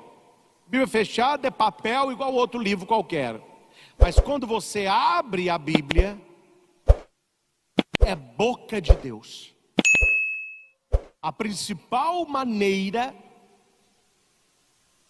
o caminho central de Deus nos falar é através da sua palavra. Quando você lê a palavra de Deus, Deus está falando com você. E o Espírito Santo, ele é capaz de pegar esta palavra bíblica que é para todos e colocar para você. E Deus vai dizer a Abacuque, eu vou pegar só os versículos centrais.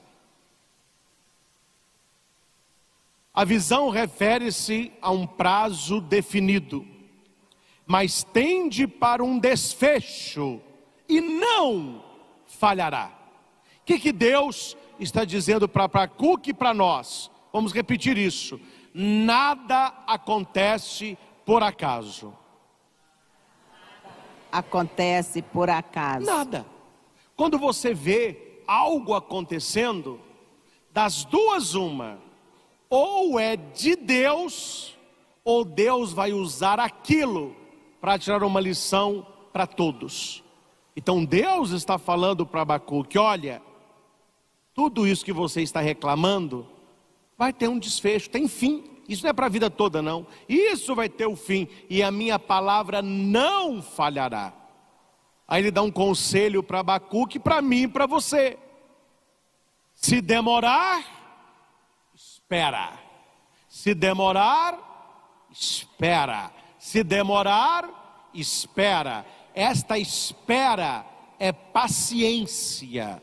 E na Bíblia só tem paciência aquele que tem fé, porque aquele que tem fé, ele não espera, ele espera no Senhor. Esta é a diferença. Esperar é uma coisa, esperar no Senhor é outra coisa. Certa vez, lá na nossa hora Aparecida, quando terminou a missa da família, era seco de Jericó, aí o pessoal foi lá colocar o pedido na arca, tinha barraquinha, etc. Aí depois o pessoal foi embora, eu fiquei ali arrumando algumas coisas. Quando eu estava indo para a casa paroquial, tinha um homem, um rapaz jovem, no ponto de ônibus assim, ó. Eu falei com ele, o que você está fazendo aí? Ele falou, eu estou esperando o ônibus. Aí eu falei, mas que hora que é um ônibus? Ele falou assim, olha, eu não sei nem se tem ônibus. Deixa eu aqui ver o que eu vou fazer. A espera dele tem um problema aí. Entendam isso. A espera dele tem uma dúvida. Qual é a dúvida? Se tem ou não tem. Se vem ou não vem. Não adianta você ficar esperando as coisas acontecerem, pensando se vai ou se não vai. Aquele que espera no Senhor, vai no tempo dele, do jeito dele, na hora dele, mas vai. Então a espera, acima de toda a esperança, é a fé que nos concede. Uma pessoa que não tem fé, ela é impaciente, ela não tem paciência, ela não sabe esperar, ela acha que Deus não está fazendo nada, porque a pessoa acha que Deus está demorando, e nós já sabemos a frase, Deus não demora, Deus capricha, para aquele que espera no Senhor. Padre, eu estou esperando, não aconteceu nada, daí que não vinha tanto, esperando até hoje, é que você só esperou, vai continuar esperando. Nós precisamos esperar no Senhor, confiar no Senhor, depositar nele a nossa felicidade, a nossa esperança, o sentido da nossa vida. Aí ele vai acrescentar coisas, ele vai acrescentar pessoas, ele vai acrescentar situações. Buscai em primeiro lugar o reino de Deus e sua justiça. Por que muitas pessoas andam buscando a Deus? Padre, eu estou buscando a Deus que eu estou desempregado, eu preciso trabalhar. Estou buscando a Deus que eu tenho uma prova, e eu não posso ser reprovado nesta prova, não. Eu estou buscando a Deus, que eu estou numa carência só, eu preciso de alguém. Aí a pessoa fica buscando a Deus. Eu falei isso quando eu contei a história do papagaio. E Deus conhece o coração da pessoa. Basta a pessoa passar na prova, conseguir o trabalho, começou um relacionamento, ela some da presença de Deus, porque ela não queria Deus, ela queria coisas de Deus. Então essa pessoa espera. Quando você espera no Senhor, você quer Deus. E quando você sabe que já tem a Deus, Ele lhe concederá o trabalho, a aprovação, uma pessoa legal para a sua vida, etc. Mas o início do processo é o Senhor. Esperar no Senhor, porque você já o tem. Se demorar, espera. Repita comigo: a hora de Deus vai chegar. A hora de Deus vai chegar. Guarde uma coisa muito importante: Deus tem um tempo que não é o nosso tempo. O seu tempo e o meu funcionam de um jeito, Deus funciona de um outro. Padre, oi, minha oração não está valendo. Eu estou rezando há uma semana, até agora nada. Falei, meu filho, o que é uma semana no tempo de Deus? Eu não sei, padre. Pergunta para a mãe de Santo Agostinho. Pergunta para Santa Mônica. Pergunte para Abraão. Pergunte para Ana, mãe de Samuel. Pergunte para esses. Pergunte para Santa Teresinha de Lisieux como que funciona o tempo de Deus. Pergunte, quando você estiver lá no céu, para Carlo Acutis, tão jovem, e o tempo para nós tão curto. O tempo de Deus não é o nosso tempo. A palavra vai dizer que o tempo de Deus e os nossos anos, Deus não conta pelos fios de cabelo branco. Nós tem cabelo branco, já viveu muito, hein? Seu cabelo está pretinho, você é jovem. Deus não conta o tempo assim. Ah, essa criancinha vive pouco tempo, ela viveu pouco tempo. Esse homem que está com mais de 100 anos, viveu demais. Deus não conta o tempo assim. Deus tem o seu tempo. E quando você rezar, coloque na sua cabeça uma coisa: duas coisas que nós usamos demais, Deus não tem. É aí que o problema está feito. É aí que entorna o caldo, né? Quais são dois objetos, pelo menos eu uso muito, que a gente usa muito e que Deus não tem? Guarda isso no teu coração.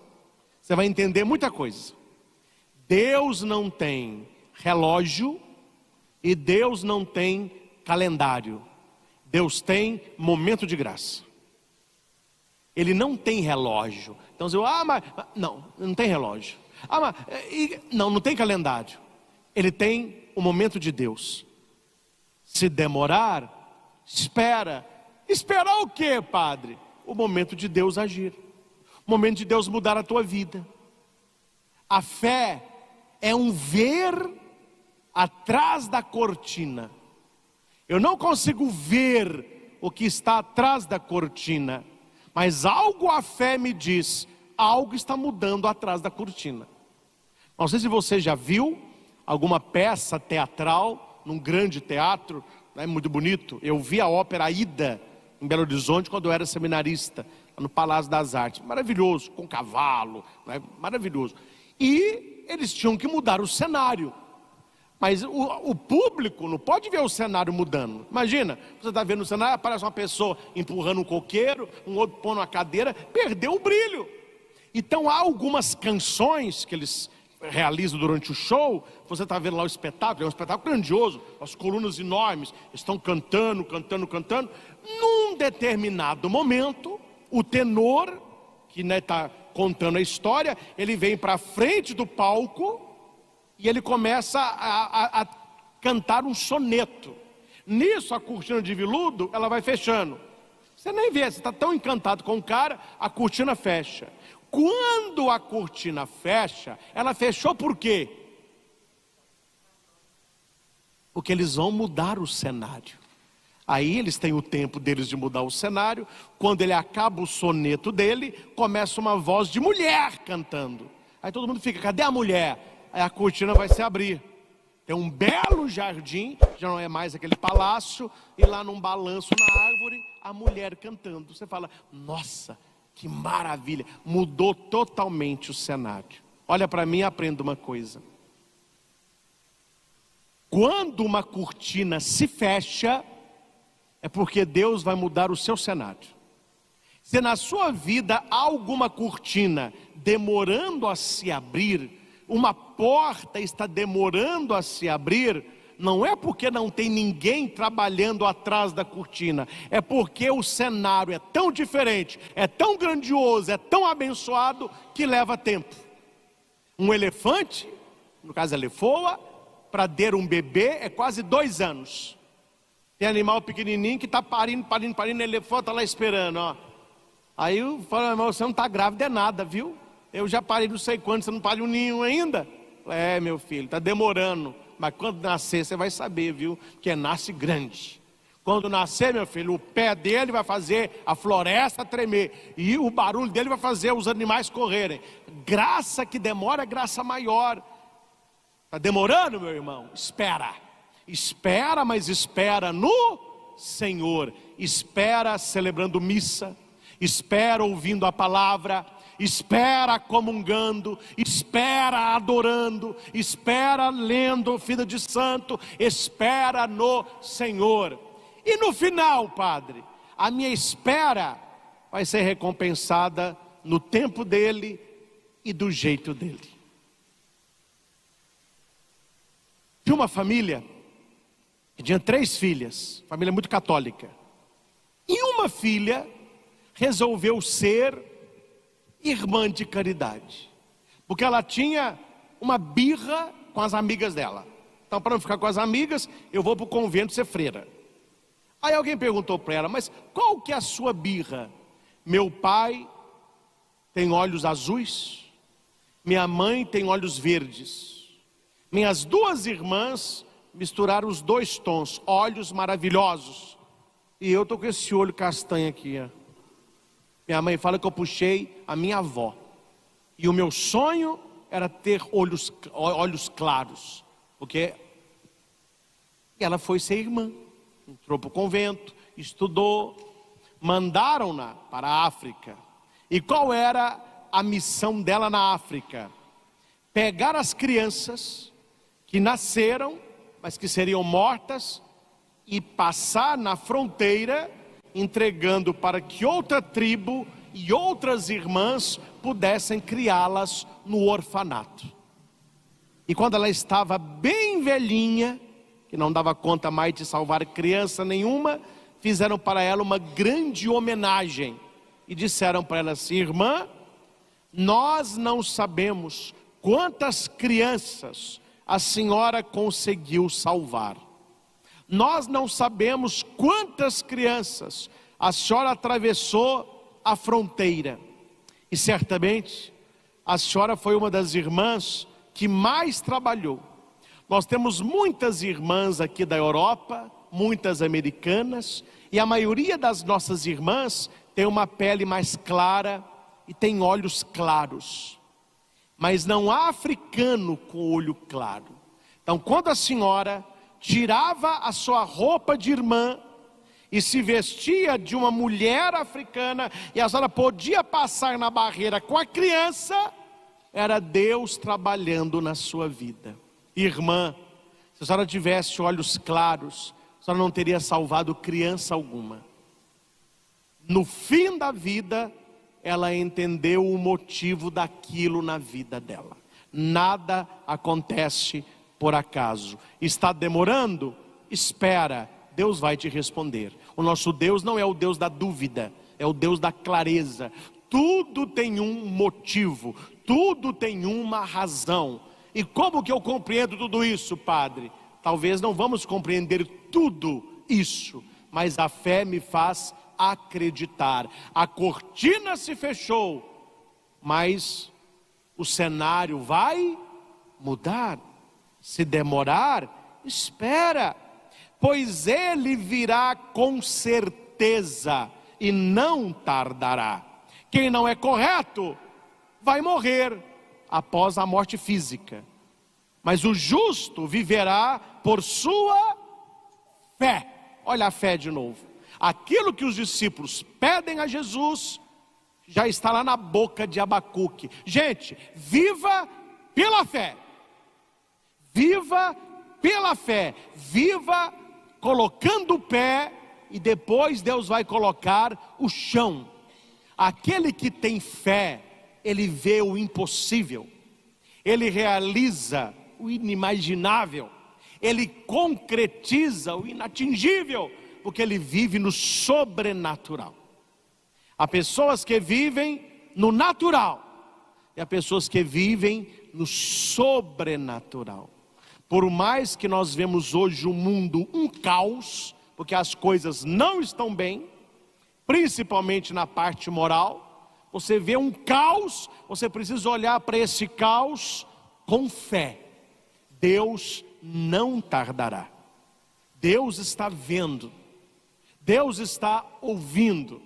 Deus tem uma palavra também para tudo isso. Eu acredito que um dia o cenário haverá de mudar, mas até lá é preciso manter a fé. E por último, que é o mais tranquilo aqui de se explicar, é a segunda parábola. E para você entender a parábola, nós temos que voltar ao grego, porque me desculpem, mas a tradução, pelo menos a mim, não me agrada, porque eles traduzem aqui por empregado.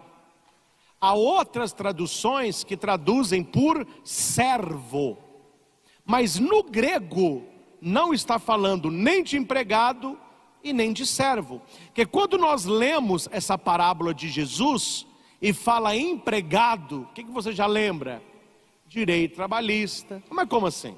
Eu sou empregado, eu vou ser tratado de qualquer jeito? Eu trabalhei o dia todo, quando chega tem que servir o cara ainda, e nem o obrigado ele diz, esse cara... Não, é porque não é empregado. Porque o empregado, ele tem direito ao salário. O servo, ele tem direito a descanso. Então não é servo e não é empregado. É o quê? Escravo sem valor. A palavra que se usa no texto original, a parábola original de Jesus, ele vai dizer que se alguém tem um escravo sem valor, que trabalha... Aí você entendeu tudo. Escravo não tem vontade. O escravo foi comprado. Se você compra, me desculpe aqui a comparação, se você compra uma vaca, você vai ficar se sucumbindo à vontade da vaca? Malhada, hoje você quer ir para onde? Então vai para lá hoje. Hoje você quer dar leite ou não? Então hoje não precisa. É assim que a gente trata uma vaca? Coitadinha da vaca, a vaca não tem vontade nenhuma. Ela acorda, já põe ela no pasto, tira leite, põe para um lado, põe para o outro. Tem gente que vai matar para comer o filé. Quer dizer, a vaca, coitadinha, ela foi comprada. E uma vez que eu compro uma vaca, eu faço com ela o que eu quero, a vaca é minha. O escravo, ele não está fazendo favor ali, ele foi comprado. Então você entende a segunda leitura, você entende a segunda parábola. Quem é esse dono? Quem é esse proprietário? É o Pai, é Deus. Quem é o escravo sem valor? Nós. E ele nos comprou com o quê? Com o sangue do seu filho. Então Jesus está falando, se nós obedecermos os mandamentos de Deus, você acha que Deus vai falar para você assim? Parabéns, Padre Christian, está maravilhoso, você cumpriu meus mandamentos, Deus abençoe você. Não, é obrigação isso, é um imperativo, porque a escolha do bem e do mal foi roubada das mãos de Deus. Quem nos diz o que é certo e o que é errado não é a nossa consciência, é Deus. Mas a sociedade que nós temos hoje roubou o direito de Deus.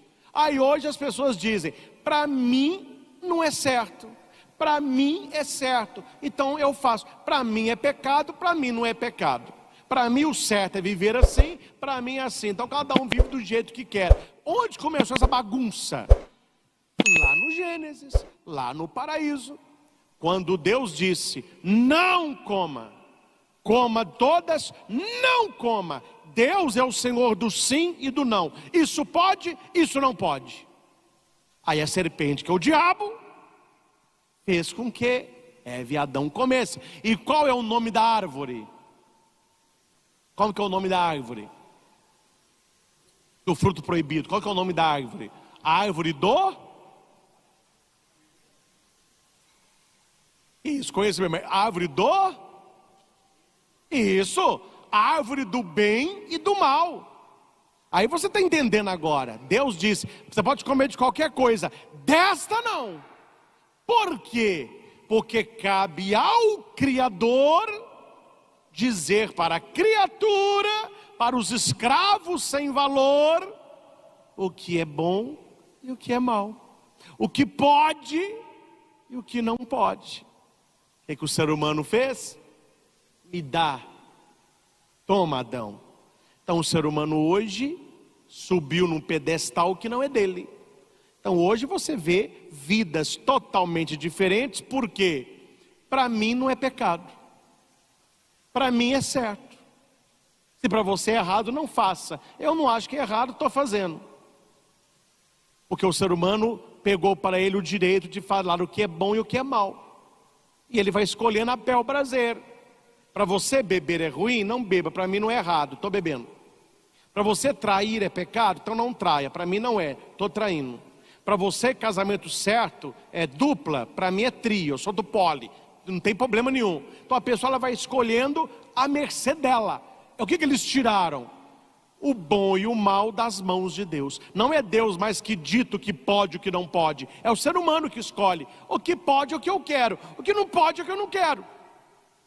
Então note que Deus não vai agradecer aquele empregado, aquele escravo que fez tudo, porque Deus é quem nos diz o que pode e o que não pode. E aqui eu quero encerrar lembrando, eu não podia deixar de falar sobre isso. Sou um servo inútil, sou um escravo sem valor, inútil.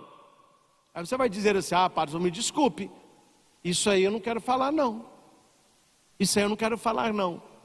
Então olhe para Nossa Senhora, ela disse isso. Eis aqui a escrava do Senhor, é a mesma palavra grega. Eis aqui a escrava do Senhor. Eu não tenho valor nenhum, mas o valor vem de Deus. Faça a tua vontade. Escravo foi comprado pelo Senhor. O escravo não pertence a si mesmo. A finalidade do escravo é servir ao Senhor. A finalidade de Nossa Senhora foi servir ao desígnio do Pai. Por que que os santos viraram santos? Você quer ser santo? Silêncio, hein, gente? Silêncio, hein? Eu quero ser santo. E se você não for santo, meu filho, você vai acabar no inferno. Porque só entra no céu quem conseguiu se santificar. Então busque a santidade. Padre, o que é ser santo? É viver para servir a Deus. É ser um escravo sem valor. Uma coisa que eu estudei no seminário, que eu nunca esqueci. E não acho ruim não. Isso me ajuda a ser padre melhor. O professor falava, olha, se o povo católico soubesse o que um sacerdote faz no altar, depois de toda missa, teria uma fila para as pessoas agradecer o padre. Padre, muito obrigado. Se não fosse o senhor, não tinha comunhão. Muito obrigado, muito obrigado. Aí o professor falava, coisa que você não vai escutar é agradecimento. O pessoal vem, participa, comunga, todo mundo vai embora. Aí é para você pensar, povo ingrato. Não, é para você dizer, Senhor, eu sou um escravo sem valor. Eu sou um servo inútil. Eu fiz o que eu tinha que fazer mesmo. A minha vida é servir ao Senhor. E eu sirvo ao povo por tua causa. No altar, a minha vida, corpo entregue, sangue derramado. A gente não gosta de escutar muito isso, que as pessoas hoje querem. Não, tem que agradecer. tem que me dar um diploma, tem que me dar uma medalha. Não, eu sou um servo inútil, eu sou um escravo sem valor. Eu fiz o que tinha que fazer. Olha como que isso mexe com a gente, como que isso dá uma sacudida. E por último, é aqui eu quero que vocês entendam. Quem aí já disse assim: Jesus Cristo é o Senhor? Quem já disse assim: o Senhor Jesus? Você está entendendo agora o que significa falar que Ele é o Senhor? Ele nos comprou e nós somos escravos sem valor dele. A minha vida não me pertence, a minha vida pertence a Ele. Então, para o cristão, essa fala: o meu corpo, minhas regras, né? As feministas abortivas, elas gostam disso. Meu corpo, minhas regras. Com a minha vida eu faço o que eu quero. Nós sabemos, eles não sabem, nós sabemos, a nossa vida não nos pertence. Nós somos comprados pelo sangue de nosso Senhor Jesus Cristo. Por isso que eu falo: Senhor Jesus, Jesus Cristo é o Senhor. Por que nós cantamos isso? Porque eu não me pertenço, eu pertenço a Ele. Eu não tenho vontade, a vontade é dele. Ele que vai me dizer o que é bom e o que é ruim para mim.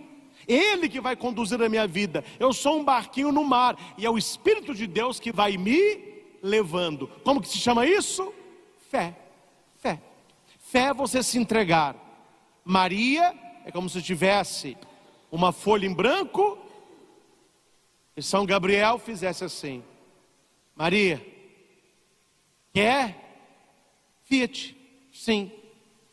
Então assina a folha em branco aqui: Maria de Nazaré. O anjo, tá bom. Agora eu vou levar e o pai vai preencher. Mas já está assinada, viu? Eis aqui a escrava, eis aqui a serva. O que eu vou fazer? Sou escrava, sou serva. Será que nós já assinamos essa folha em branco? Será que nós já entregamos para Deus a folha da nossa vida, para que Deus preencha com a sua vontade? Ou nós queremos a nossa vontade? Por isso, meus irmãos, a igreja nos traz esse final de semana, essa liturgia riquíssima, riquíssima, para que você possa, no seu coração, pesar a sua fé. A oração eucarística quarta, ela vai dizer assim: a hora que o padre reza pelos mortos: acolhei, Senhor, no vosso reino os nossos irmãos e irmãs falecidos, cuja fé só vós conhecestes. Ninguém aqui conhece a minha fé. Eu não conheço a fé de ninguém aqui. E não tem como. Quem é que conhece a nossa verdade? Deus. Então não tenha crença, tenha fé. Não acredite apenas, confie e se entregue. E se estiver temorando, espera e reze como o rei Davi no saltério: esperando, esperei no Senhor, e Ele ouviu o meu clamor.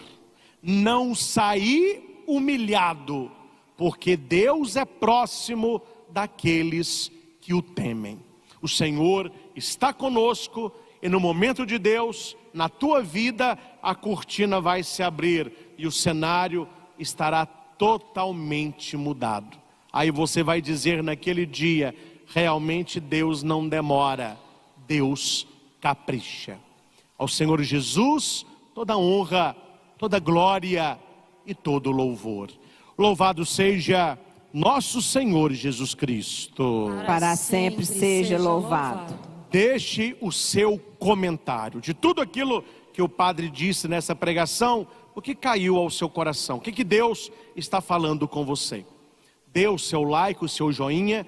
Isso ajuda muito o YouTube a enviar esta pregação para tantas outras pessoas. Se você não é inscrito no canal, inscreva-se agora. Toque no sininho para que você seja notificado dos novos vídeos. E o mais importante, envie o link desta pregação para que muitas pessoas possam ouvir esta mensagem. O meu sonho é que todo cristão, que todo católico ouvisse isso no dia de hoje, para que a pessoa entenda: com fé eu posso ir além. Pelo poder da minha fé, eu verei o impossível acontecer.